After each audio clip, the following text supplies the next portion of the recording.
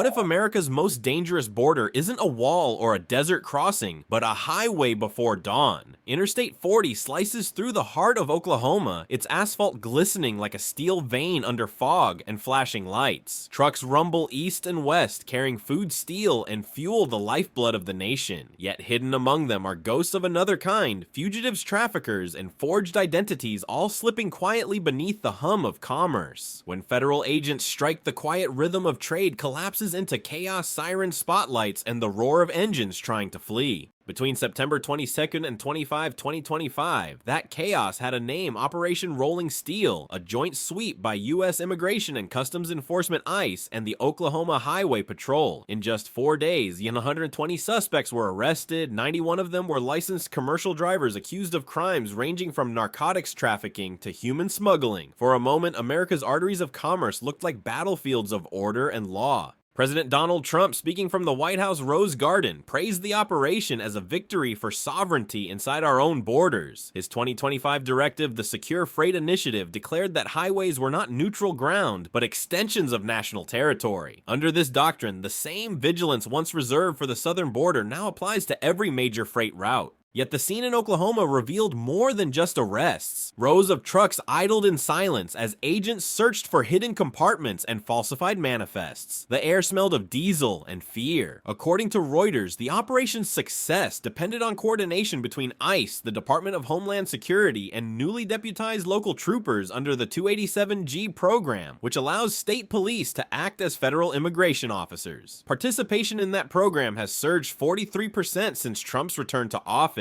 Supporters hailed it as the reclamation of American highways. Critics called it a test run for internal militarization. The Guardian described the event as a symbolic assertion of power in motion, warning that such enforcement could evolve into permanent domestic surveillance. Meanwhile, DW highlighted how advanced monitoring tools, AI-powered license plate readers, drone overwatch, and biometric freight scans blur the lines between civil law enforcement and military-grade intelligence. Each checkpoint, each drone, each fingerprint scan carried a deeper implication. Where does protection end and policing begin?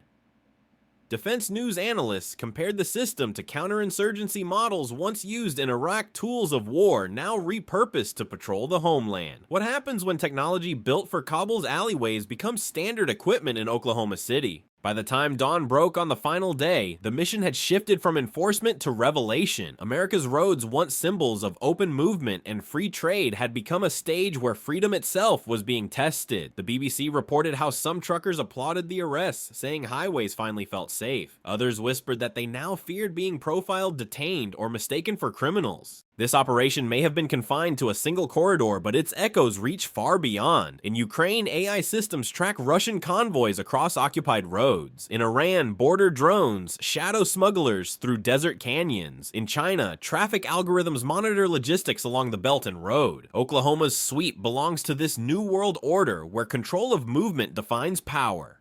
As the flashing lights fade and the engines cool, the question remains: can a democracy protect its lifelines without strangling its own freedom? The hum of engines may have faded along Interstate 40, but the operation's true power came not from its arrests, it came from its technology. What unfolded in Oklahoma was more than a police action. It was a demonstration of 21st century surveillance, where artificial intelligence drones and biometric scanners formed an invisible net across the plains. According to Defense News, ICE's command center used a fusion of satellite imagery and predictive modeling software originally designed for military operations in Afghanistan. The same algorithms once tasked with tracking insurgents through the mountains of Helmand now traced license plates between Tulsa and Amarillo. The system is called SentinelNet, a classified AI network combining traffic data, facial recognition, and shipping manifests. It identifies anomalous patterns, a truck stopping too long a route that deviates slightly, or a container whose temperature suggests hidden human cargo. A single red flag can trigger a drone sweep within seconds. To the agents watching, it looks like precision. To civil rights groups, it looks like preemption, the policing of possibilities rather than crimes.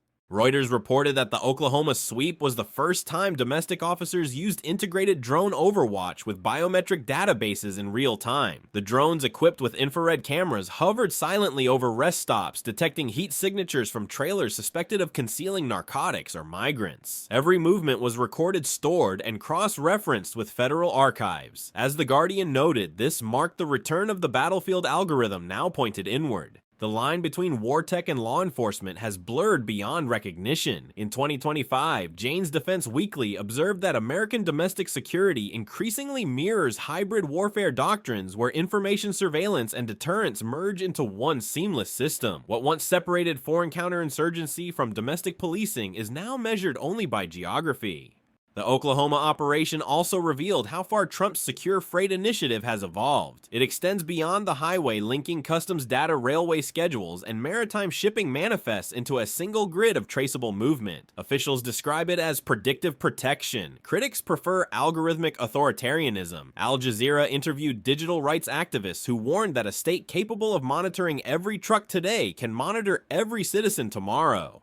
Yet supporters argue that such vigilance is necessary in a world where threats move faster than bureaucracy. The BBC quoted ICE Deputy Director Madison Shahan, who defended the operation. "Technology is not the enemy. It's how we ensure that American roads remain American." Her words resonate with the administration's broader doctrine security without apology. But even among allies, unease grows. DW reported that Germany and France are quietly studying US surveillance models, seeking to replicate them for critical infrastructure protection under NATO's hybrid defense framework. European strategists admit admiration for America's efficiency, but fear its permanence. Once a democracy militarizes its logistics, a Berlin defense analyst warned it rarely rolls it back. Inside America, public reaction fractures along a familiar fault line. Some see safety, others submission. A survey by Reuters Ipsos found that 61% of respondents supported enhanced freight surveillance, but nearly half worried about privacy erosion. The debate has shifted from whether to monitor to how much to tolerate. At truck stops, that debate becomes tangible. Cameras on poles, drones in the sky checkpoints glowing under sodium lights, all designed to deter crime, yet all reminding citizens that they are being watched. For many, the image of the free American road, open, endless, unregulated, is fading into memory. Still, the administration's message is clear. The tools of war are now the instruments of peace. But peace built on surveillance carries its own cost. When every journey is mapped, when every vehicle becomes a data point, can freedom still exist on the open road? The Oklahoma operation did not occur in isolation. It was part of a global shift, one where borders are no longer defined by fences, but by data. What began as an enforcement sweep along Interstate 40 mirrors, a doctrine spreading from Kyiv to Tel Aviv, from Tehran to Beijing, nations now defend the flow of movement itself.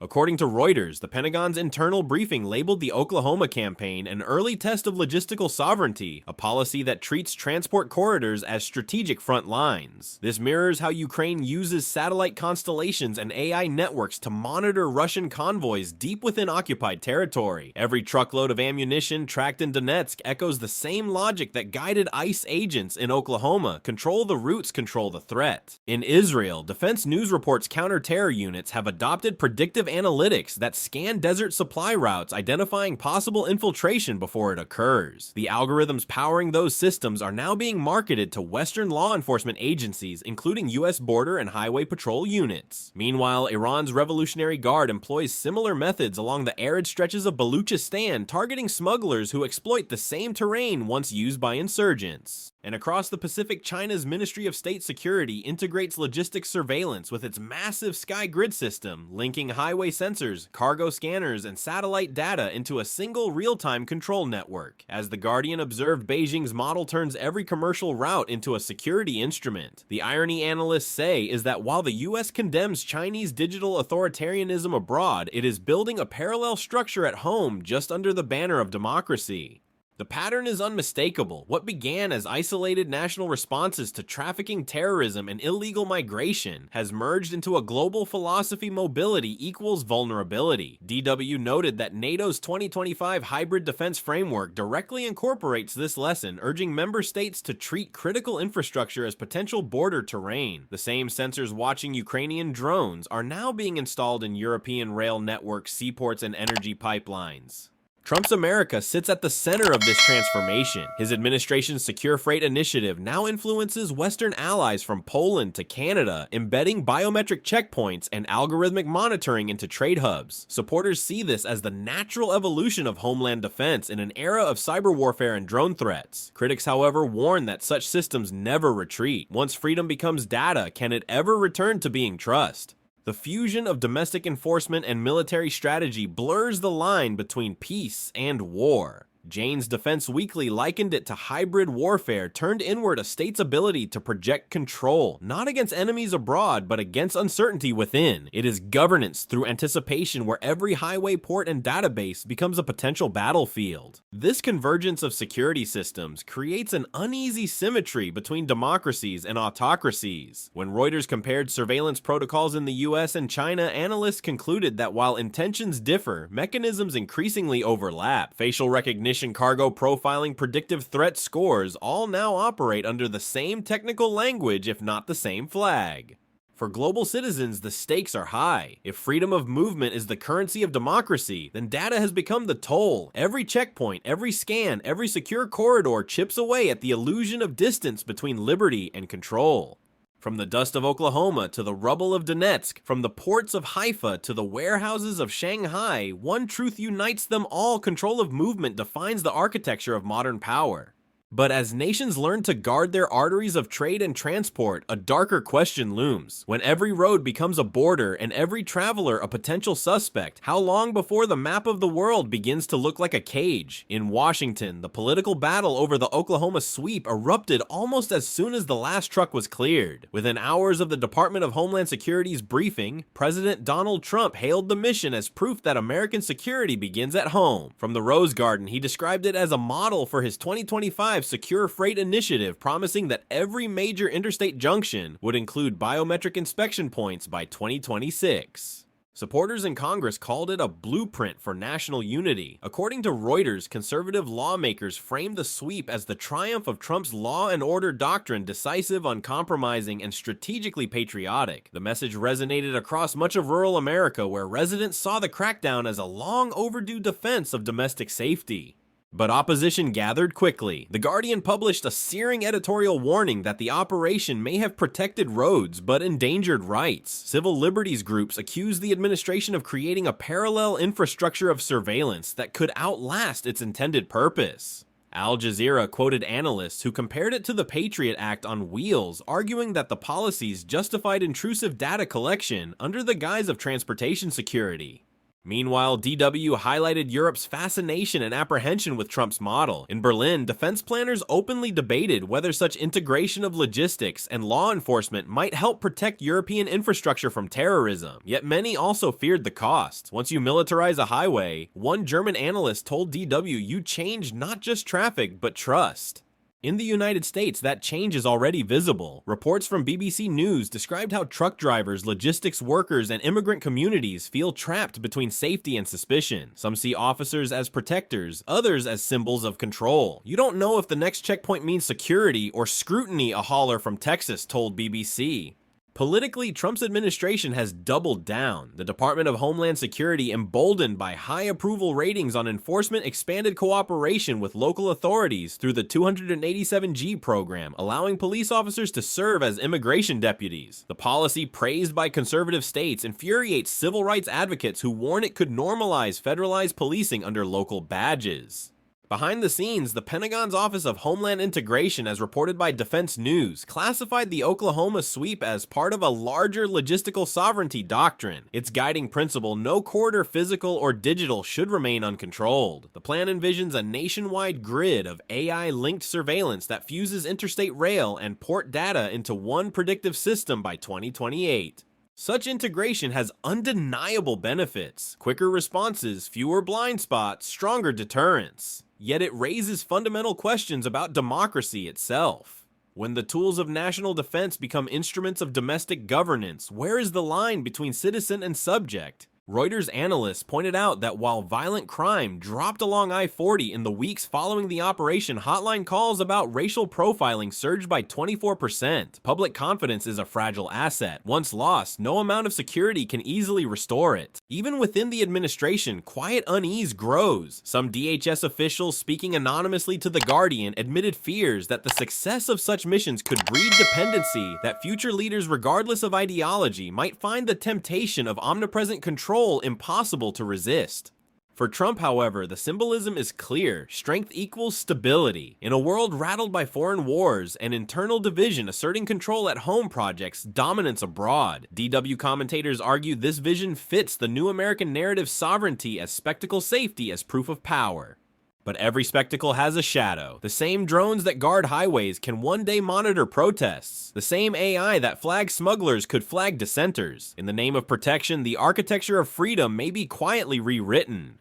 And so the paradox deepens. Can a nation built on liberty sustain its identity when safety becomes its supreme law? Beyond America's borders, the shockwaves from the Oklahoma operation traveled faster than any truck. In London, Warsaw, and Berlin, NATO analysts dissected the sweep as a case study in internal logistics warfare. According to Reuters, alliance strategists praised its coordination, calling it a textbook model of civilian-military fusion. But behind closed doors, European diplomats worried if the US now treats its highways as strategic corridors, how long before Europe does the same with its railways and energy pipelines? DW reported that the European Union's Security Task Force quietly requested technical briefings from Washington on domestic corridor stabilization, a term borrowed from counterinsurgency handbooks. Germany, France, and Poland are exploring their own versions of the Secure Freight Initiative, though rebranded under the softer phrase infrastructure resilience. The continent that once feared American overreach now finds itself copying it.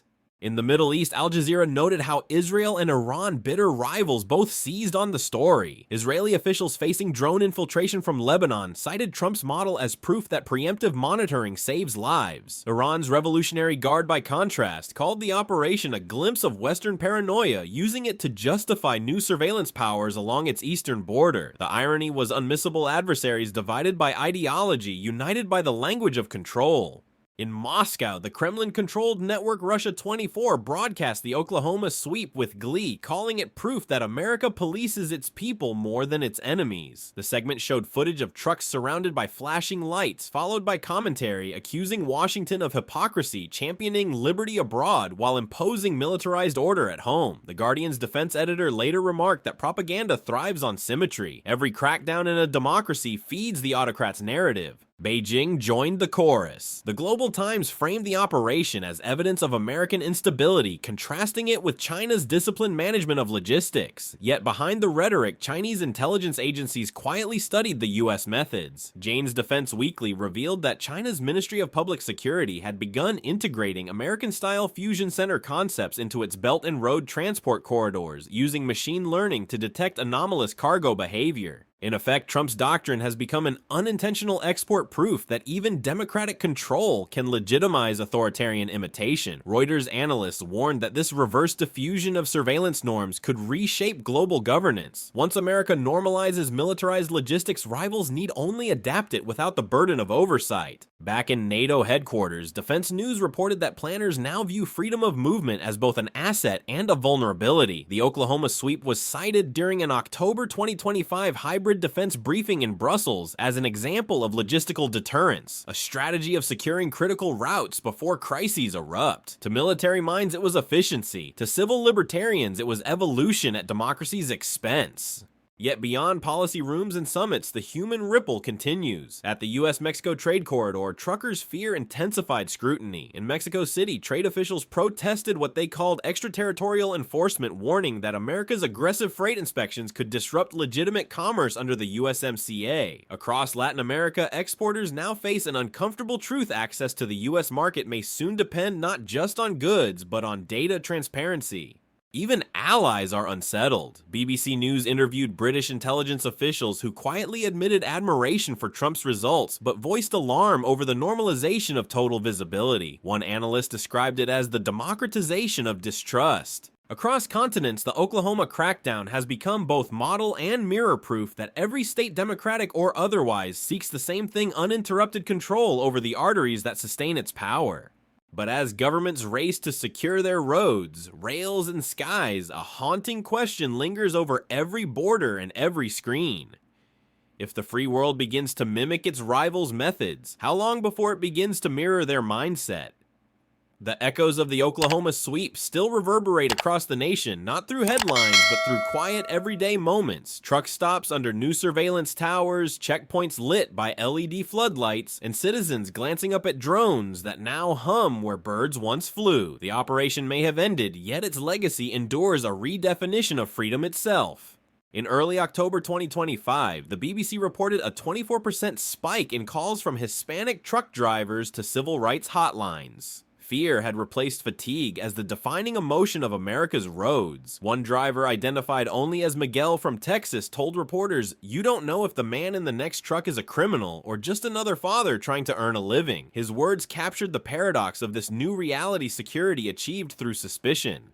For many Americans, that paradox has become personal. Reuters analysts noted that public approval of Trump's enforcement policy remains high, around 63%, but that confidence in privacy protection has fallen to a record low. The more citizens support control, the less secure they feel. This, say sociologists at DW, is the psychology of vigilance, a state where protection and fear feed each other in endless rotation. Meanwhile, the Department of Homeland Security has expanded its logistical sovereignty doctrine, integrating new AI hubs into interstate freight systems. Defense News revealed that over 40,000 miles of highway now fall under predictive observation, monitored through heat sensors, RFID tracking, and drone reconnaissance. What began as a targeted operation has matured into an infrastructure of visibility, a network where anonymity itself is treated as an anomaly.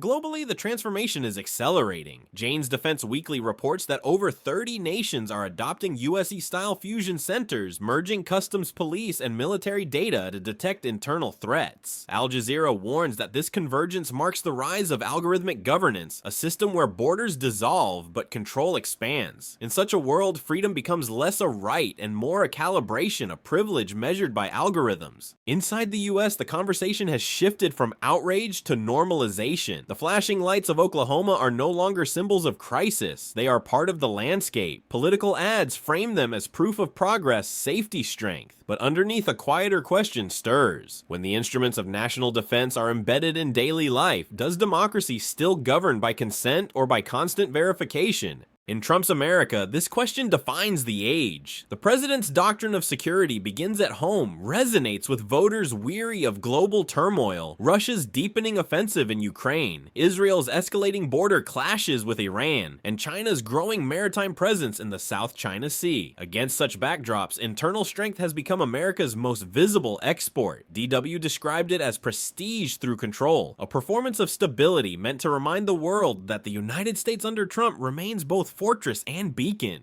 Yet the human cost remains hidden in plain sight. At every truck stop and every checkpoint, the hum of safety coexists with the silence of unease. The story of Interstate 40 is not about arrests or algorithms, it is about identity, about whether a free nation can endure when every act of protection redraws the boundaries of trust. And so the question lingers in the fluorescent glow of America's highways, stretching into the dark horizon. When security becomes indistinguishable from surveillance and freedom survives only by permission, what then does it mean to be safe?